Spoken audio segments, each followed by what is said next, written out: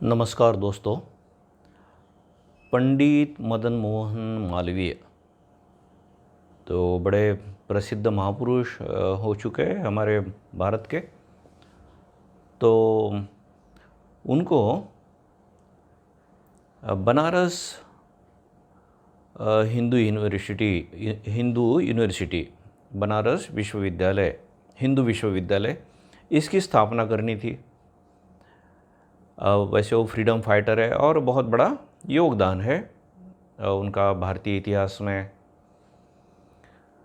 तो अब इतना बड़ा विश्वविद्यालय अगर बनाना है तो अब पैसों की भी ज़रूरत पड़ती है, और पैसे लाएंगे कहाँ से? तो एक सन्यासी जैसा उनका जीवन था, तो भिक्षा मांगने के लिए निकल पड़े। और व्यापारी लोगों के पास जा रहे हैं, बड़े श्रीमंत लोग हैं उनके पास जा रहे हैं कि मुझे एक ऐसे विश्वविद्यालय की स्थापना करनी है, यूनिवर्सिटी की। और ये जो बनारस हिंदू यूनिवर्सिटी है वो अभी भी अस्तित्व में है। तो खैर कोई उनको पैसे दे रहा है, कोई नहीं दे रहा है, लेकिन वो बस अपना काम किए जा रहे। मैं भगवान का काम कर रहा हूँ, कर्मयोग कर रहे, फल की अपेक्षा नहीं कर रहे हो। मिलता है तो बड़ा अच्छा, नहीं मिलता है तो कोई बात नहीं, भगवान आपका भला करे। अब ऐसा करते करते एक जगह पहुँचे हो, हैदराबाद के निज़ाम।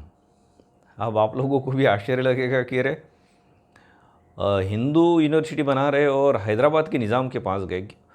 हैदराबाद का निज़ाम बहुत श्रीमंत था, माने विश्व में he was one of the richest person.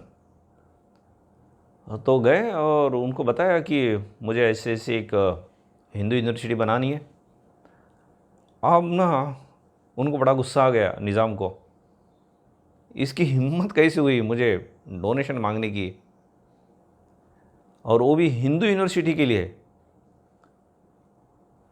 तो अब वो निज़ाम है, वो उसके बिल्कुल पास से तो बात नहीं कर सकते, दूर खड़े होकर बात करें। तो उसने अपना जूता निकाला और उनको फेंक के मारा। है ना, कितना अपमान है। लेकिन पंडित मदन मोहन मालवीय, जिनको भी सचमुच में बहुत महान कार्य करने हैं ना, स्वामी विवेकानंद कहते हैं महान त्याग से ही महान कार्य होते हैं। देखिए उनका खुद का निजी स्वार्थ नहीं था कि मेरा इतना अपमान किया तो चिल्लाने लगे, दुखी हुए, उनके ऊपर क्रोधित हुए, ऐसा कुछ भी नहीं।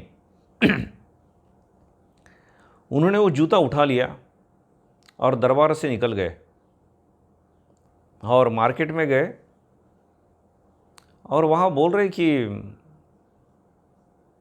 ये निजाम का जूता है, कोई ख़रीदना चाहेगा? अब लोग भी निजाम का जूता है, इसलिए बहुत बड़ी भीड़ होगी। तो ऑक्शन लगाया, नीलामी, तो लोग बढ़ चढ़ कर बोली बोलने लगे, लेकिन ये किसी को दे नहीं रहे थे। बोलेंगे ना मैं और राह देखूंगा, क्योंकि ये तो निजाम का जूता है, इतने कम पैसे में नहीं। खैर वैसे पैसे तो बहुत हो रहे थे, लेकिन उनके भी अपने प्लान थे, वो भी पक्के खिलाड़ी थे। देखिए उनकी स्टेबिलिटी कितनी ज़बरदस्त होगी।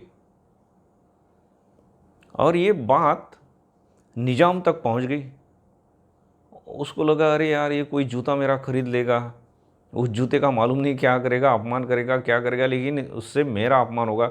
इसलिए तुरंत उसने अपने एक आदमी को भेज दिया और बोले भाई जितना पैसा, चाहे जितना पैसा लगे वो खरीद लो।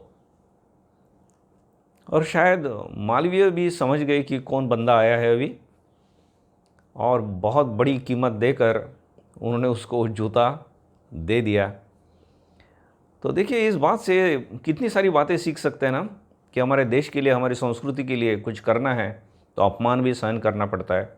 सो this is strength, that is what Swami ji says ना, strength is life, weakness is death. Strength माने सिर्फ चिल्लाना ऐसा नहीं है, झगड़ा करना वो स्ट्रेंथ नहीं है, पट से किसी के ऊपर हाथ उठाना वो स्ट्रेंथ नहीं है।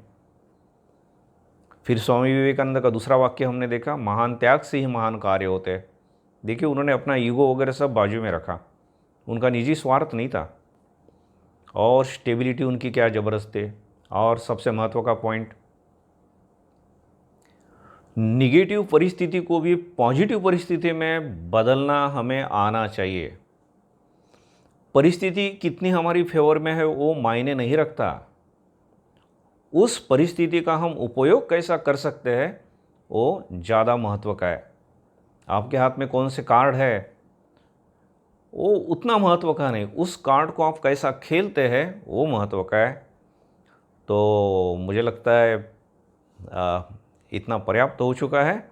इसके ऊपर और हम चिंतन करेंगे और हमारे जीवन को बदलने की चेष्टा करेंगे।